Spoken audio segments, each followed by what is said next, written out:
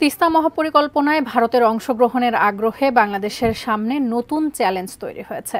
চীনের প্রাথমিক সমীক্ষার পর এই আগ্রহকে ভারতের ভূ-রাজনৈতিক খেলা হিসেবে দেখছেন বিশ্লেষকরা।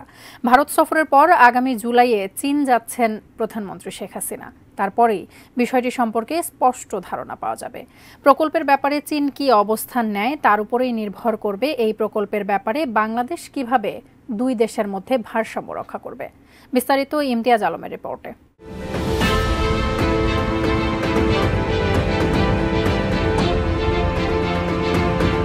বাংলাদেশের সাথে ভারতের ৫৪টি অভিন্ন নদীর মধ্যে অন্যতম গুরুত্বপূর্ণ তিস্তা নদী। উত্তরবঙ্গের কৃষির লাইফলাইন খ্যাত তিস্তা নদীর পানি বণ্টনে ভারতের সাথে চুক্তি না হওয়ায় শুষ্ক মৌসুমে খরা আর বর্ষায় বন্যার কারণে বিপদে পড়ে বাংলাদেশ। সম্ভাব্য সেই বিপদের হাত থেকে উত্তরাঞ্চলকে রক্ষায় তিস্তা মহাপরিকল্পনা সামনে আনে সরকার।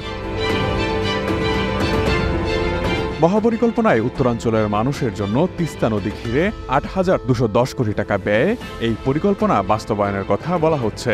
প্রকল্পের আওতায় তিস্তা নদীর দুই পারে ২২০ কিলোমিটার গাইড বাঁধ নির্মাণ করা হবে। তিস্তার দুই পারে পরিকল্পিত স্যাটেলাইট শহর, নদী খনন ও ভাঙন প্রতিরোধ ব্যবস্থা, আধুনিক কৃষি সেচ ব্যবস্থা, মাছ চাষ প্রকল্প, পর্যটন কেন্দ্র স্থাপন করা হবে। এতে ৭ থেকে ১০ লাখ মানুষের কর্মসংস্থান হবে বলে ধারণা করা হচ্ছে।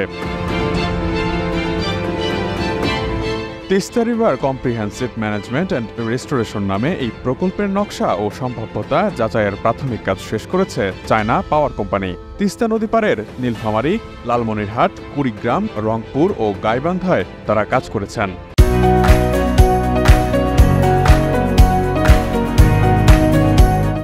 তিস্তার দুই পারে গাইড বাঁধের উভয় পাশে থাকবে সমুদ্র সৈকতের মতো মেরিন ড্রাইভ, যাতে পর্যটকরা লং ড্রাইভে যেতে পারবেন। এছাড়া এই রাস্তা দিয়ে পণ্য পরিবহন করা হবে। নদী পারের দুই ধারে গড়ে তোলা হবে হোটেল, মোটেল, রেস্টুরেন্ট ও পর্যটন নগরী। তিস্তা মহাপরিকল্পনায় শুরু থেকেই বাংলাদেশের অংশীদার চীন, আর চীনের এই ধরনের কাজের পূর্ব অভিজ্ঞতা থাকায় বাংলাদেশেরও আস্থা রয়েছে চীনের উপর।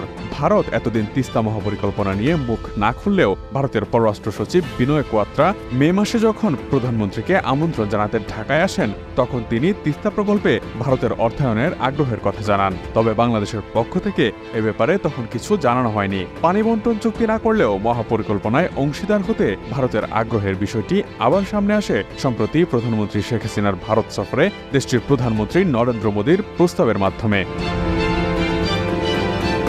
এখন জুলাইয়ে প্রধানমন্ত্রী শেখ হাসিনার চীন সফরে তিস্তা মহাপরিকল্পনা গুরুত্ব পাবে বলে জানা গেছে। কিন্তু এক্ষেত্রে দুই দেশের সঙ্গে সম্পর্কের ভারসাম্য কিভাবে করবে বাংলাদেশ?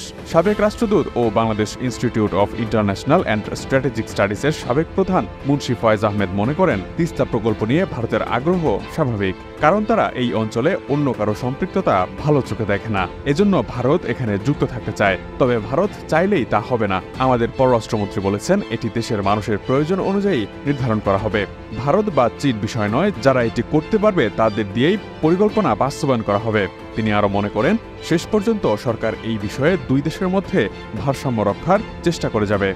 তবে সেটি কিভাবে হবে তা এখনই নিশ্চিত করে বলা যাচ্ছে না।